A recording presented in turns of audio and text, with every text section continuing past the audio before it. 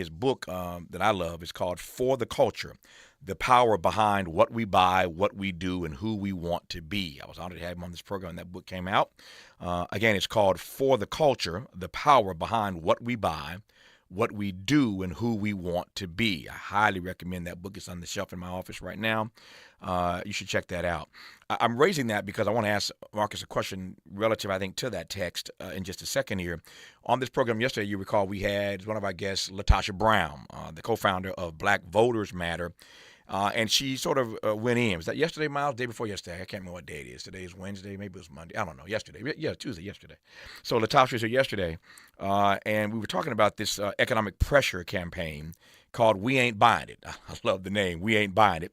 And it was We Ain't Buying It with a bunch of other people, the No Kings protest organizers, et cetera, who all came together and suggested to us in advance of Black Friday and Cyber Monday that we should be more judicious about the way we spend our dollars. Again, the organization is called We Ain't Buying It, and Latasha was here yesterday. She represented rather nicely, eloquent as always, about the power of about our purchasing power, and how we use it, and how we need to be just kind of sort of re-educate ourselves and remind ourselves what is possible. We talked about this week the 70th anniversary of Rosa Parks refusing to give up her seat on that bus. That anniversary was on Monday, and what came out of that with the bus boycott in Montgomery. So I think the timing is propitious for me to ask Marcus a question about these economic pressure campaigns to hold Donald Trump and his billionaire bros accountable with this campaign. We ain't buying it. And anybody, and no one rather, is better at answering that question that I want to ask than Marcus, because of the book, again, called For the Culture: The Power Behind What We Buy, What We Do, and Who We Want to Be. Put a pin in that for just a second. I'm going to go there in 2 minutes, I promise. But I want to let Marcus opine on the question I raised before the break, and that is how he processes, as a cultural translator, America staring down the erasure, all of us, staring down the erasure of Black history, the erasure of Black progress. Culturally, that kind of threat means what to you, Marcus? I mean, erasure of one's history and cultural production is erasure of one's existence. The stories that we tell about ourselves are ways by which we're able to socialize not just the knowledge from generation to generation, but also what was meaningful and who we are in this world. I mean, anybody who's ever grew up with a religion, you learned your religion through stories. Mm-hmm. You learned your religion through the folklore that was spread from generation to generation. To mitigate that is to mitigate where people sit in this world. Dr. Hannah Nicole Jones so beautifully articulated this idea that when we see what's happening here, this is not new. We see it with Reconstruction. Over a century ago, we saw the impact of, you have these rights, you have these privileges that are supposed to be guaranteed to people who are from this country. They can be rolled back, and they are being rolled back.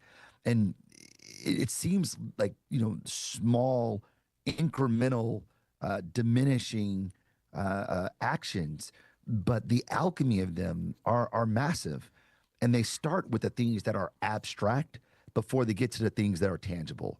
They start with the stories. They start with sort of the access that you have to things.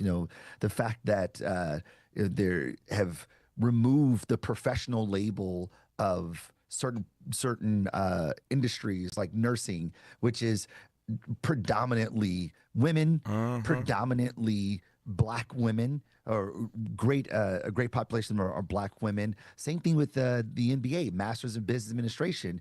That used to be a propeller to help social mobility for people of color, Black people, to remove the not safety nets, but remove the measures by which those things are attainable, are the abstract and intangible ways by which you mitigate people from achieving. And in doing so, you continue to erase who they are in this country and find themselves in a place of servitude. Yeah. I was just in conversation with some friends last night, and I was making the point with them that it was just a few years ago, we will all recall, that we were big upping all of these nurses as essential workers. I mean, think about this. Just a few years ago, they were essential workers, not just workers, but essential workers. The democracy couldn't thrive. We couldn't survive. We couldn't navigate that pandemic without these essential workers called nurses. And now nursing is not a real profession. It's wild. I mean, that you can't. I mean, you It's can't, laughable. You yeah, can't you help can't but make this. laugh. You can't make this stuff up, man. You cannot That's make. right. They went from essential workers to not being a legitimate profession in a matter of years at a time where we have a nursing shortage. So God help us all when we go to the hospital and we have to wait a little longer because they got a shortage of nurses. Because it's no longer considered a profession when, again, just a few years ago, they were essential workers. I digress. You take my point. I got a bright audience. All right. Now, to your text, for the culture, the power behind what we buy, what we do, and who we want to be. I thought about you yesterday because I knew you were coming on today, but I was talking to Latasha Brown yesterday about this economic pressure campaign called "We Ain't Buying It." And my broad question, and we can drill down, once I hear your initial take on this. My broad question is, Marcus, how you process these sort of economic boycotts, given the work that you've done, and of course bringing us that what I regard now as a classic text. Well, I appreciate that so much. I think that you and I can agree, and your listeners will also, that this country has a racist past and a lot of racist tendencies still. It's a part of the American imagination. But there is no imagination more powerful in the collective mind of America than capitalism. And if you start messing with the money, then things will change. Racism will take a back seat, pardon the pun, Yeah. for capitalism, Yeah. right? To mitigate the ability to maximize profits off of things that you own, to mitigate the ability to realize the American dream that is achieved through consumption being a cultural act, and probably one of the most profound cultural acts in this country, bar none. When you start to challenge these mechanisms of ascension, all the other things take a backseat, right? So, we see corporate America get upset with Trump. We start playing with tariffs. Like, yo, man, what are you doing? Like, you can be racist all you want to, you can be misogynistic all you want to, but don't mess with our money, fam. There What are you go. doing? And I think that, when the Black collective, or any group of people for that matter, decide I'm not spending money, people pay attention. And for Black people in particular, because there is no consumer greater than the Black consumer. And here's why. Because we buy things that aren't even targeted to us. They're not even meant for us. They're not even communicated for us. But we see them, give them meaning, rework them into our cultural conception of reality, and then we buy. Right. And so companies, brands, institutions, organizations have benefited from our consumption while taking us for granted. And the minute we go, nah, fam, we ain't doing it no more, then you wake up. I mean, Target is feeling that pressure. Oh yeah. Full stop. I haven't been to a Target since January, and many of us like that. And we see Target bending over backwards, trying everything they can, contorting in themselves to try to appeal to one master while also maintaining their ability to navigate the world of capitalism. And if anything the Bible tells us, you can't serve two masters. And pushing out their CEO, Marcus. That's right. Exactly. Yeah. Exactly. So it's clear to Marcus and yours truly that they are feeling the heat, and he's right. You can mess with anything in America, but you can't mess with the money. Marcus Collins, University of Michigan professor, award-winning culture translator, is our guest. More with him when we come forward on Tavis Smiley. Interrogating and unpacking. That's what we do around here. You're listening to Tavis Smiley. The New Orleans Jazz and Heritage Foundation is the nonprofit organization that owns the New Orleans Jazz and Heritage Festival, presented by Shell. With the funds generated from Jazz Fest, the foundation invests in Louisiana companies through economic development, cultural enrichment, and free educational programs. To learn more about what the New Orleans Jazz and Heritage Foundation does, please visit www.jazzandheritage.org. This is The Law in Your Legacy. I'm attorney Pete Hamilton. I'm attorney Ryan Hamilton. Losing a loved one is tough enough. Do you really want your family dealing with court battles and paperwork on top of it? Whether you choose a will or a trust, think ahead, take care of your family. Let them focus on healing instead of headaches. This is not legal advice. That's just a tip brought to you by Liberty Bank and Trust. For more information, go to libertybank.net or contact us at 504-915-5016.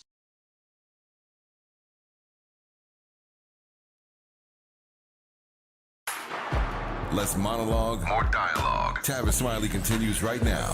He does indeed with Dr. Marcus Collins, University of Michigan professor, award-winning cultural translator, best-selling author of that book that I recommended earlier in case you just tuned in. It's called For the Culture, The Power Behind What We Buy, What We Do, and Who We Want to Be. Good book, and now's a good time to read it, given all the drama that we are enduring. Speaking of reading, I was reading a piece last night, Marcus, that I think is relevant to our conversation today. And the piece was titled, or is titled, The Trump Administration's Dangerous Embrace of Cancel Culture. You are a cultural translator extraordinaire. The piece, again, is called The Trump Administration's Dangerous Embrace of Cancel Culture. The Trump administration and the far right, the article suggests, are engaging in dangerous, un-American tactics to suppress speech that they dislike, cementing their control over institutions and the public by undermining First Amendment rights. Let me just read, that was the subtitle. Let me just read the first paragraph of this and I'll let you go. The Trump administration and the far right have spoken vehemently against the canceling of individuals because they claim it silences voices and doles out uneven punishment to, wait for it, conservatives. However, now that they hold the highest ranking positions in the government, these same figures are leading the charge to crush dissent through both the soft power of their words and using the levers of the federal government against Americans. And the article goes on from there. We were just talking in our former hour about the ways in which we see violent, we see voices being silenced. We talked in the former hour about the way that dissent was at the top of the agenda during the civil rights era. I want to bring it up to right here and right now and get your take on, again, this notion of cancel culture that the right has always decried when they thought they were on the short end of the stick, but they're engaging those same tactics right now against all the rest of us. Marcus Collins. You know, I've never been a fan of the word cancel culture. That makes two of us. That makes two of us. Go ahead. But go ahead.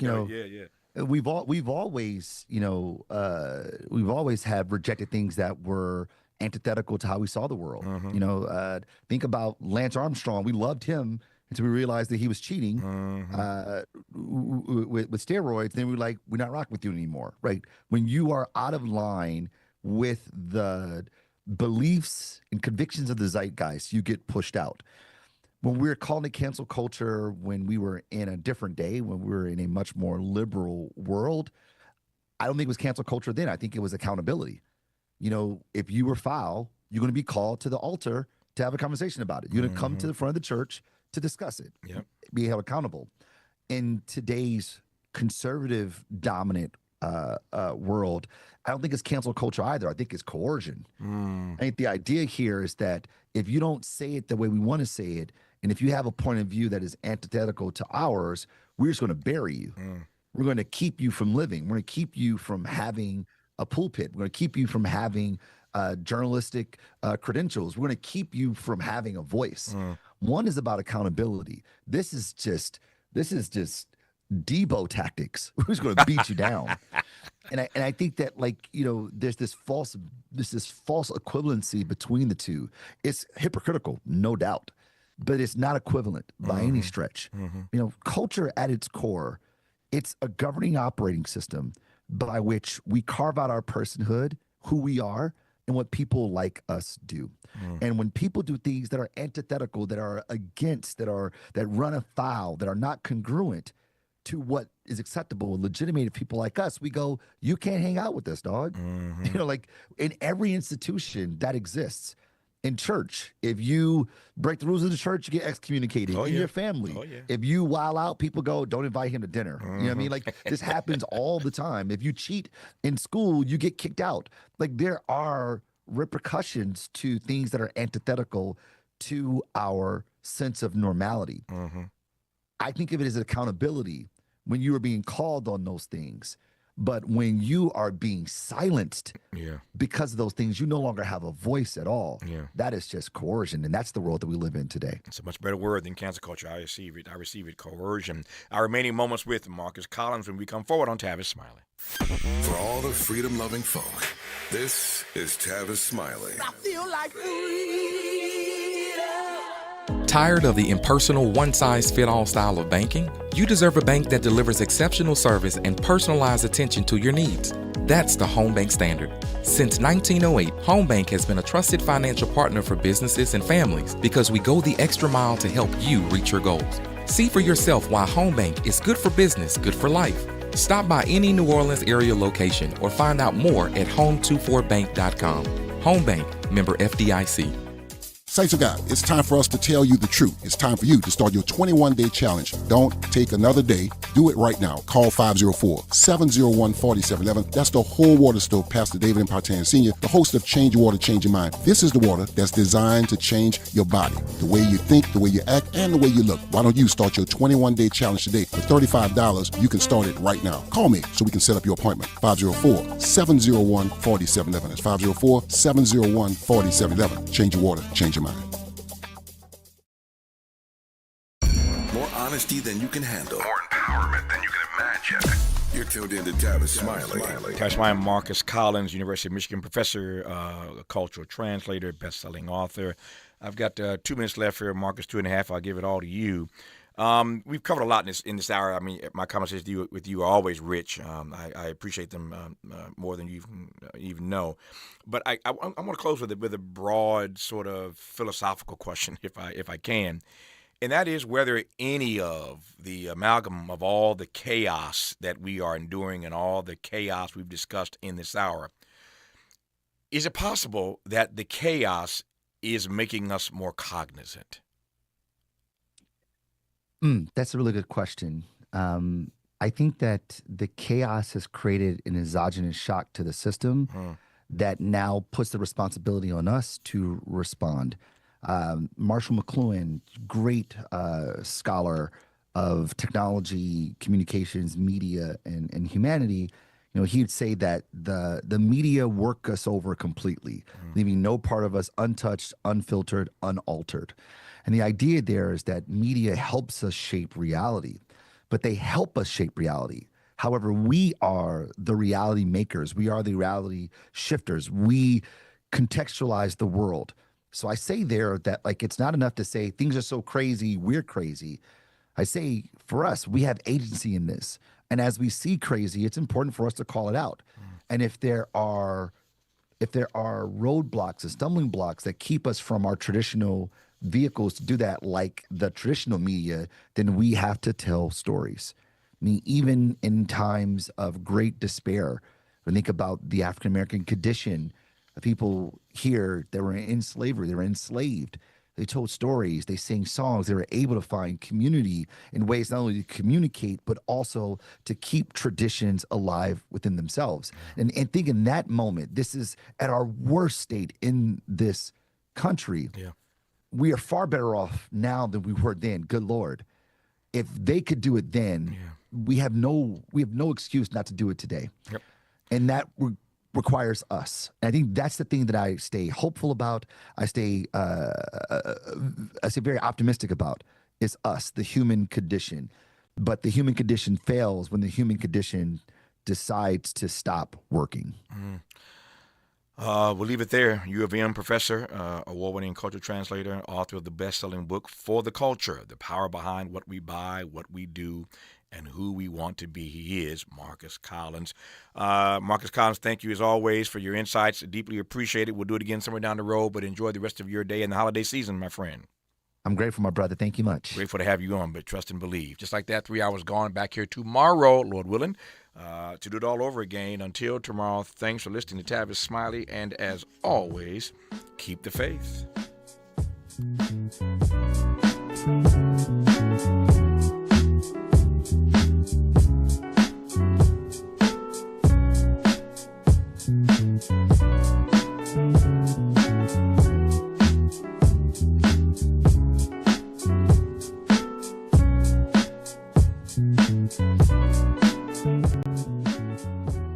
Hey, folks, what's up? It's Gerard Stevenson. Coming up, it's the Reality Check on WBOK.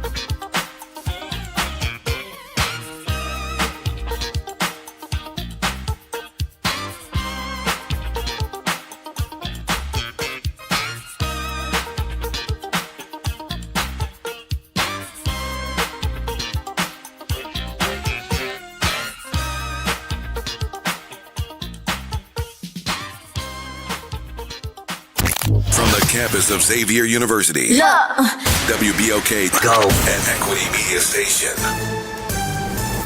I'm Bree Wood with BIN News Now. Outgoing New York City Mayor Eric Adams met with Mayor-elect Zohran Mamdani, urging him to keep key programs. All the things we've done, I want him to continue that success. And I think the best level of appreciation is duplication. And I think they're going to duplicate a lot of things that we've done. Adams will share documents on his administration's accomplishments as Mamdani decides what to continue. Former Officer Derek Chauvin wants his George Floyd murder conviction vacated. He's filed a petition in Minnesota claiming faulty testimony and asking for a new trial or hearing. Chauvin is serving 22 and a half years, set for release in 2035. And Apple Music has named Drake its most streamed artist of 2025. The year's biggest song is AP